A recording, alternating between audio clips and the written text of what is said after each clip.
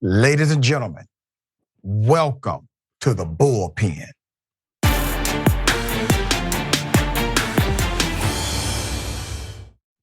All right, he's back in the Bullpen today. We have Andrew Donaldson.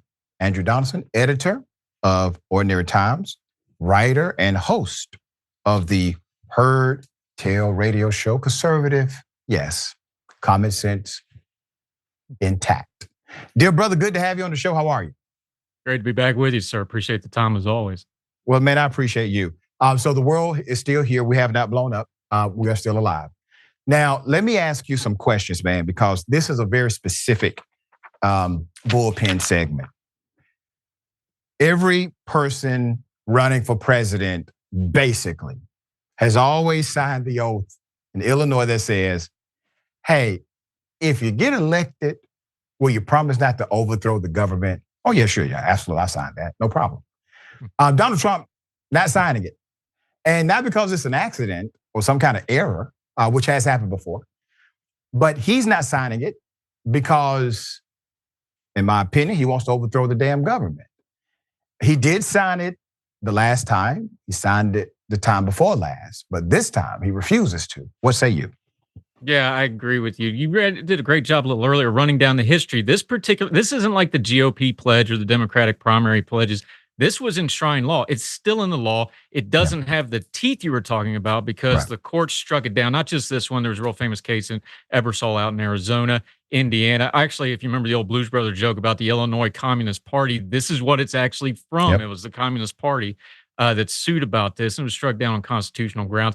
I don't completely discount that his team just screwed this up, though, and then now they're playing it off of that. That's maybe possible, too, because they don't have the A team. They're still out trying to get money out of Ron DeSantis and Nikki Haley right now. They'll be back 1st of March or so.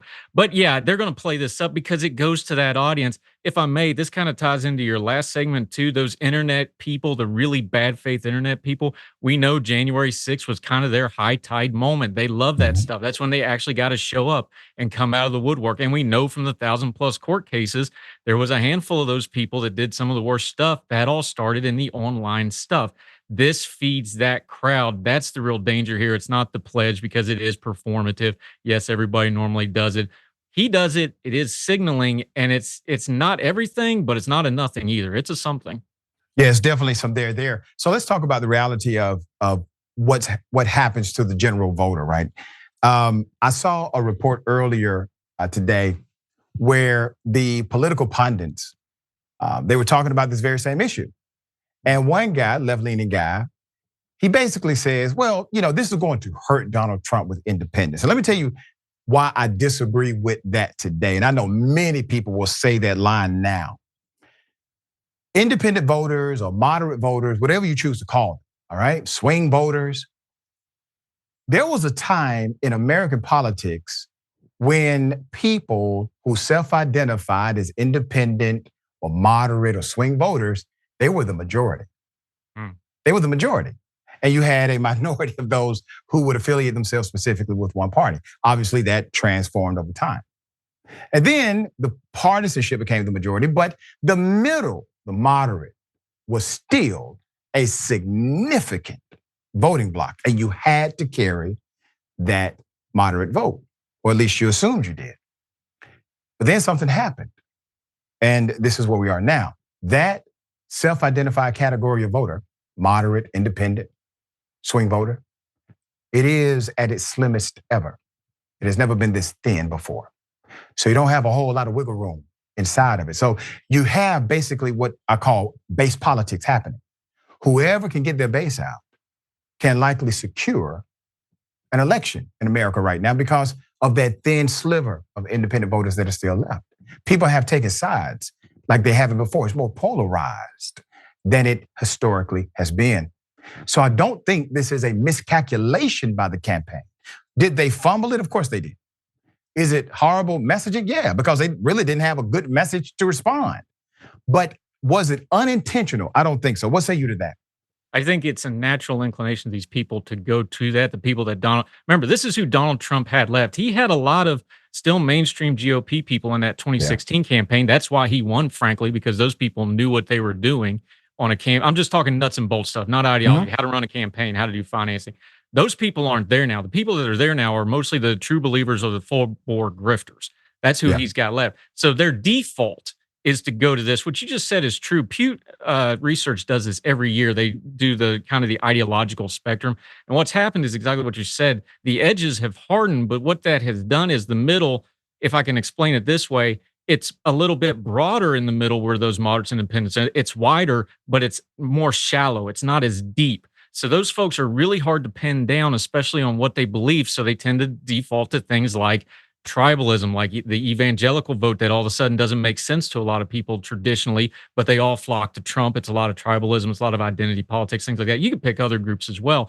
It's a good insight on what's really going on with things like this identity pledge, though, because instead of a policy like Social Security or something like this, or even like a foreign policy thing, or like we're going to balance the budget, things that in the 90s would have been really big hot plate stuff. This is now the boilerplate, this cultural stuff. This stuff that's wink, wink, nudge, nudge, say it without actually saying it. There's a lot of that going on here. That's how you fire up that very specific base. And it's a smaller base. It's a more fired up base. But that's the base they got to have. And that's why he has a floor of 35, 40%, whatever number you want to use. That's why it gives him a chance in these elections. That's also what drops his ceiling. The part you got to worry about is how low is that ceiling? Because if that ceiling's 47, 48%, now we got problems.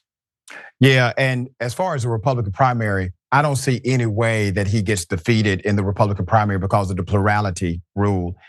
He has secured a significant voter base per state in a way that no one else can secure that voter base. You don't have people who are Trump people, like diehard Trump people, but they're also Nikki Haley people, possibly DeSantis people. His people are his people, right? And as long as you have so many people running, you're going to split the base for everybody else, and he consolidates his base, and he then wins based on that rule, because naturally in a Republican primary, you don't have to win 50% plus one. Let's talk about what happens to America, all right, as a country, because let's say the worst of the worst, right? Trump gets the nomination. And I actually think there's this other part that's brewing, and that's his prosecution. He gets the nomination. He gets successfully prosecuted, meaning a jury finds him guilty. And by the way, dear brother, I do believe a jury will find him guilty, because a grand jury, multiple grand juries, they have found him at least liable enough to sign affidavits swearing, saying, you need to go ahead and search this guy. You need to investigate him. You need to find more evidence, right? They signed those search warrants. So I do believe a jury can convict him and probably will convict him. And that sets up another problem. And that additional problem is, well, once you become a convicted felon, you cannot hold a position of public trust while you are under that sentence. You also cannot vote in the vast majority of the states in this country while you are under that penalty. What is the constitutional argument that they will use to say Donald Trump still gets to break the rules that no one else in those respective states, as citizens of those states, have ever been able to break? How can Trump break the rule if he gets just one felony conviction? Yeah, that might be the ultimate backdoor way to work on felons getting their voting rights back. We'll talk about that some other time. You know what? And I've said that before. Care about that, but right, all of a sudden, everybody who has a felony conviction should vote now, right? Yeah, it's all of a sudden all these GOP operatives have realized that people get railroaded through the justice systems. Like, welcome to the party. We knew this. What you're saying is kind of one of the very oldest things in all of law. You can go all the way back to when we first, Hammurabi probably had this problem if we had enough data to do it. Law's only as good as you can enforce it.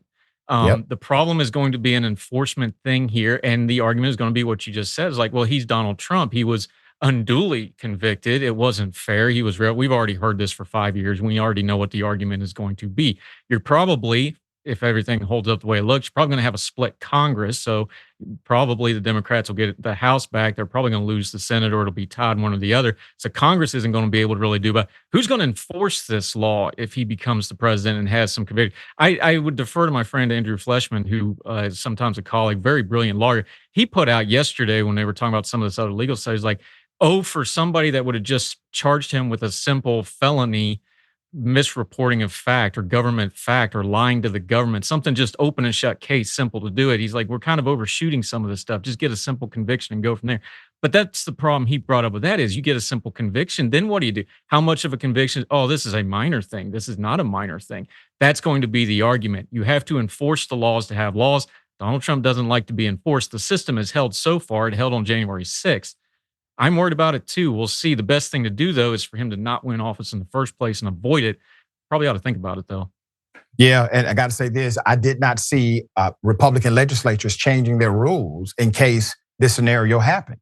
Yeah. And typically you would see them make at least some motion that we need to change the rules for presidential elections if Donald Trump gets convicted. Because as it stands right now, if he does get at least one singular felony conviction on his record, as state law stands, without them calling special session, as state law stands, he doesn't get on the ballot. And I don't know how you overcome that argument legally because the court, they have a very limited opportunity here to help him if they wanted to. One would be on constitutional grounds, but we already have solid case law saying states have the right to do this. Second would have been on statutory grounds, which means you would have had to change the law prior to the election. So what argument would they make other than a non-argument and simply do it by force? Yeah, and that's the scary thing because we saw on January 6th that there will be a few people. It was luckily a small handful that will go to a call of force. It's something we got to pay attention to. That's why this online stuff actually matters. You got to pay attention to these extremists because this stuff gets stoked up. Again, the institutions hold if the election all goes well, but Donald Trump's always going to be the live wire outside the system until he defeats it enough that people lose his interest or he passes off the scene naturally. We'll see which one comes first. All right. Listen, man. You are a conservative voice, very powerful voice, very respected voice. We appreciate you always coming to the table with an actual conversation, no gaslighting. We don't agree on everything. We don't need to, but I appreciate the spirit in which you approach life and politics. So thank you, dear brother, for all you do. Anytime. Always happy to be with you, sir. Same. All right. Remember, take care of yourself, take care of each other, take care of the planet. Remember, the truth is always indisputable.